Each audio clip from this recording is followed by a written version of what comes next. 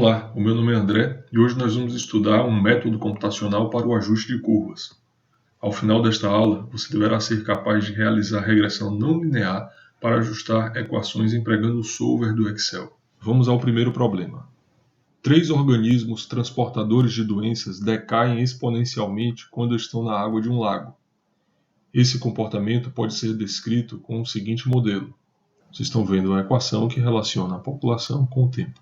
Estime a população inicial de cada organismo, A, B e C, com base nos seguintes dados. Então aqui estão os dados que nós utilizaremos para realizar os cálculos. Vamos passar para o Excel. Como vocês podem ver, essa planilha já está com os dados do problema, com essas células reservadas para os valores de A, B e C, e aqui está o modelo mais uma vez, aquele fornecido com o enunciado do problema. O que nós iremos fazer para calcular A, B e C consiste em inicialmente escrever a equação de P em função de T nesta coluna. Vamos digitar a equação começando pelo A, que está na célula D3, e lembrando de inserir o cifrão antes e depois da letra D, já que A é uma constante. Multiplique o A por E elevado a menos 1,5 vezes T, o que pode ser escrito com a função exp do Excel. Observem que o tempo inicia na célula D7 e que, por ele ser uma variável, não deve ser fixado como o A. Em seguida, como os demais termos da equação são semelhantes ao primeiro, podemos simplificar a digitação copiando e colando. Feito isso, deve-se agora substituir com atenção as células D3 correspondentes a B e C por E3 e F3, e as constantes que multiplicam o tempo também.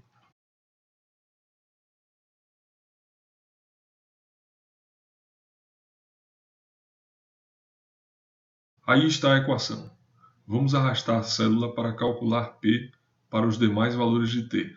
Se você preferir, pode clicar 2 vezes no quadrado que fica no canto inferior direito da célula, o que equivale a arrastar. Os resultados são iguais a zero, porque as constantes A, B e C não foram digitadas. O que precisamos fazer para calcular essas constantes com o Excel? Esse é o nosso objetivo. Vamos criar mais uma coluna, e nessa coluna nós calcularemos os quadrados dos desvios dos valores calculados com a equação em relação aos dados experimentais.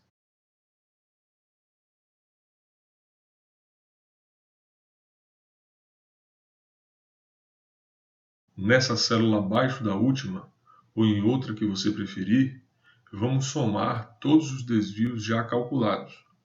O nosso objetivo agora é minimizar essa soma, tendo como variáveis as constantes A, B e C. Para que isso seja feito pelo Excel, clique em Dados e procure o Solver em Análise. Se ele não estiver aí, clique em Arquivo, Opções, Suplementos e marque o Solver e clique em OK.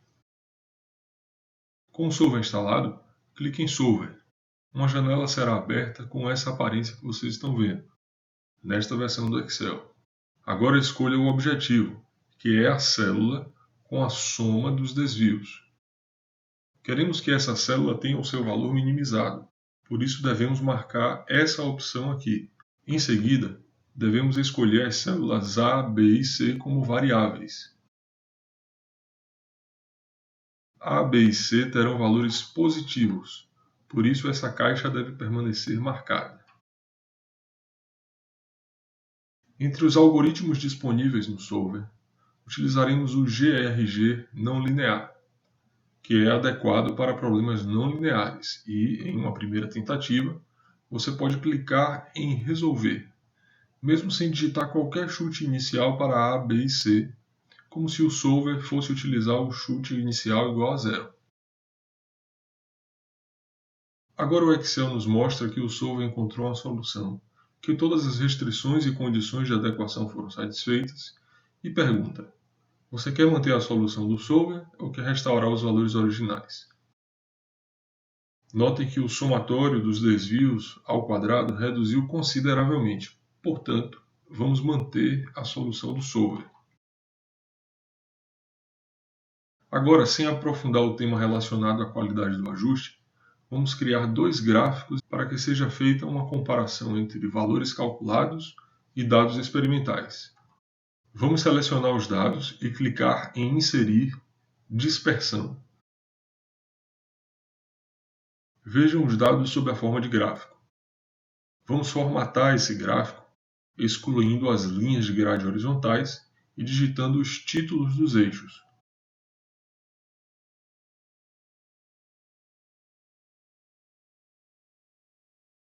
Clicando em Formatar série de dados e em Opções de marcador, é possível modificar o tipo de marcador. Em Preenchimento de marcador e Cor da linha do marcador, você pode modificar a aparência dos pontos. Clicando com o botão direito do mouse sobre um dos pontos, veja que aparece a opção Selecionar dados. Clique nela. Em seguida, clique sobre a série 1 e clique em Editar para nomear essa série como dados experimentais. É possível também adicionar os valores calculados com o modelo matemático no mesmo gráfico para que seja feita a comparação. Em X, selecione os tempos e em Y, os valores de P calculados. Para que a visualização fique melhor, vamos formatar os pontos calculados com o modelo, substituindo os marcadores por uma linha contínua. Observem como os dados experimentais estão próximos da curva calculada com o modelo matemático.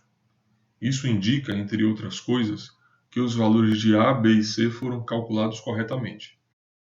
Outra forma de comparar os dados experimentais com o modelo matemático consiste em gerar um gráfico com os pontos formados pelos dados e valores calculados, sem incluir o tempo no gráfico. Notem que, se os dados ficarem dispostos ao longo de uma reta com coeficiente angular igual a 1, haverá um ajuste exato, o que normalmente não ocorre. Sendo assim, um bom ajuste deve resultar em uma nuvem de pontos localizada nas proximidades dessa reta, como neste caso, ou até mesmo com uma dispersão maior dos pontos, dependendo do problema estudado. Vamos agora resolver o problema 2. Os dados experimentais de um reator mostram que o seu pH varia senoidalmente no decorrer de um dia. Empregando os dados a seguir, calcule as constantes do modelo apresentado, minimizando o somatório dos quadrados dos resíduos. A solução desse problema tem como objetivo mostrar um caso que requer uma atenção maior ao chute inicial. O procedimento para a elaboração da planilha e uso do solver é semelhante ao do problema anterior. Por isso, seremos mais breves, iniciando com essa planilha. Observem que o uso do solver sem um chute inicial adequado levaria a uma solução incorreta. Sendo assim, precisaremos estabelecer um chute razoável para o problema. Notem que o valor de A deve ser próximo do valor médio do pH. Utilizando a função média do Excel, podemos calcular esse valor. O valor de B calculado numericamente após o ajuste deverá ser próximo da amplitude da função senoidal. Vamos fazer uma estimativa calculando o valor máximo do pH menos o valor médio do pH.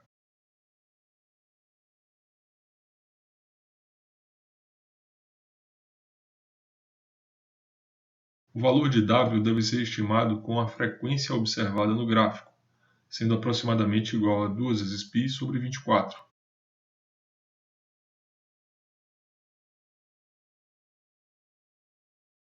Finalmente, o valor de C será estimado como π sobre 2, com base em sua definição de ângulo de fase ou deslocamento angular. Empregando o solver, como no problema anterior, são obtidos os seguintes valores para as constantes do modelo matemático. Vejam como há uma boa aderência dos dados ao modelo proposto pelo problema. Utilizando mais uma vez o gráfico que compara valores calculados com os dados experimentais, podemos notar que, apesar de uma dispersão relativamente maior, quando comparada à do problema anterior, os pontos ficaram próximos à reta de ajuste exato. Essa foi a referência utilizada para a elaboração desta aula. Agradeço a todos pela atenção e até a próxima.